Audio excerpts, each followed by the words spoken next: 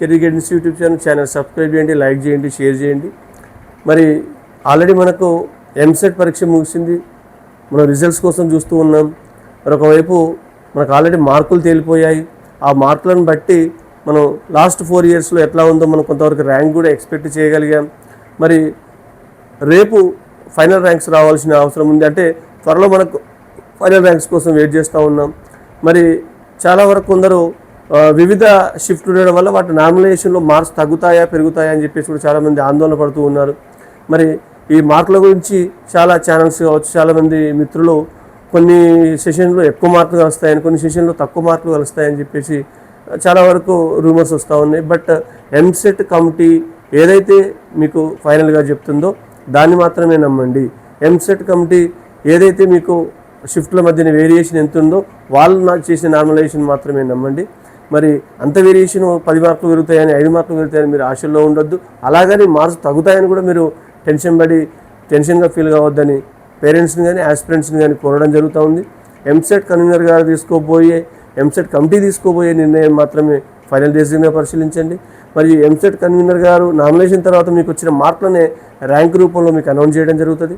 మరి దానికి సంబంధించి కూడా మనకు ఈరోజు న్యూస్ పేపర్లో 25th అని ఇచ్చారు. కానీ 20 నుంచి 25 మధ్యలో మీకు ఎంసెట్ రిజల్ట్స్ కూడా రాబోతున్నట్టు మనకు సమాచారం అయితే వస్తూ ఉంది.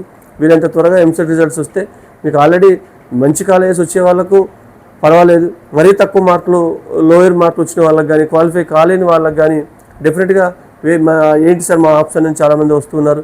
మనం ఎక్కువగా టాప్ 10, 15, 25 అట్లీస్ట్ 50 కాలేజెస్ వరకు జాయిన్ కావాలని చూసాం. అంటే ఎంసెట్లో ఏ విద్యార్థికైనా సీట్ రావడం అనేది తప్పకుండా వస్తుంది. ఎంసెట్ రాసిన ప్రతి విద్యార్థి సీట్ వస్తుంది. కానీ మన సీట్ లక్ష్యం కాదు, మనకు కావాల్సింది టాప్ ఇంజనీరింగ్ విద్యా సంస్థలో సీట్ లక్ష్యం. కాబట్టి ఒకవేళ తక్కువ మార్కులు వచ్చి మీకు ఫైనాన్షియల్గా అఫోర్డ్ చేసే పొజిషన్ ఉంటే పేరెంట్స్ మీ పిల్లల్ని ఒక మంచి టాపు ప్రైవేట్ యూనివర్సిటీలోనైనా జాయిన్ చేయించండి. లేదా మరీ కన్సల్టెన్సీని నమ్మి ఏదో ఒక ఇన్స్టిట్యూట్లో మాత్రం తక్కువ వస్తుందని చెప్పి జాయిన్ చేసి 4 years వేస్ట్ చేయొద్దు. కాబట్టి మేనేజ్మెంట్ సీట్లో కూడా మరి లక్షలు వెచ్చించి సీటు కొంటే కూడా రేపు పరిస్థితి ఎట్లా ఉంటుందో కూడా భవిష్యత్తులో తెలియదు. కాబట్టి విద్యార్థులందరూ పేరెంట్స్ అందరూ ఆల్రెడీ మేనేజ్మెంట్ సీట్ల కోసం తిరుగుతూ ఉన్నట్టు మనకు తెలుస్తూ ఉంది. మీరు మేనేజ్మెంట్ సీట్లు కనుక తీసుకునేది ఉంటే డైరెక్ట్గా మీరు యాజమాన్యాన్ని వెళ్ళి అడగండి. కన్సల్టెన్సీ ద్వారా వచ్చి మరి వాళ్ళు సీట్ ఇవ్వకపోతే టైంకి మన దగ్గర డబ్బులు తీసుకొని మోసపోయే అవకాశం కూడా ఉంటుంది. మీకు నమ్మకం ఉన్న వాళ్ళైతే వాళ్ళ ద్వారా అయితే వెళ్ళండి. లేకపోతే ఎంసెట్లో మనకున్న ఆప్షన్ ఏంటంటే తక్కువ వచ్చిన వాళ్ళకు అయితే కన్వీనర్ ద్వారా ఏ సీట్లో వచ్చినా జాయిన్ అవ్వడం కానీ, లేదా ఏదైనా మేనేజ్మెంట్ సీట్ని కొనడం కానీ, లేదా ప్రైవేట్ యూనివర్సిటీస్కి వెళ్ళడం కానీ, లేదా అందుబాటులో ఉన్న కొన్ని ప్రైవేట్ యూనివర్సిటీస్ మన రాష్ట్రంలో కూడా ఉన్నాయి. అట్లాంటి వాటిలో తక్కువ ఫీజుతో ఇస్తున్నారు కాబట్టి అట్లాంటి వాటిని ఎంచుకోవడం కానీ వివిధ ఆప్షన్స్ అయితే ఉన్నాయి. మరి మీకు ఎక్కడ ఒకవేళ ర్యాంక్ మంచిగా రాని వాళ్ళకు ఏ కాలేజీలో జాయిన్ అయితే మంచి ఫ్యూచర్ ఉంటుందో మీకు లిస్ట్ అయితే కేఆర్ గైడెన్స్ పర్సనల్ గ్రూప్లో ఉన్న వాళ్ళకైతే షేర్ చేస్తుంది.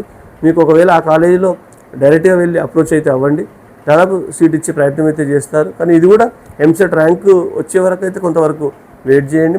మరీ తక్కువ మార్కులు వచ్చిన వాళ్ళు ఇప్పుడే ఏదో ఒక నిర్ణయం తీసుకుంటామని కూడా చాలామంది పేరెంట్స్ నాతో డిస్కస్ చేస్తూ ఉన్నారు. ఏది తీసుకున్నా పూర్తి నమ్మకంతో మీరు కన్సల్టెన్సీల బారిలో పడొద్దని కోరుతూ ముగిస్తున్నాను. Thank you.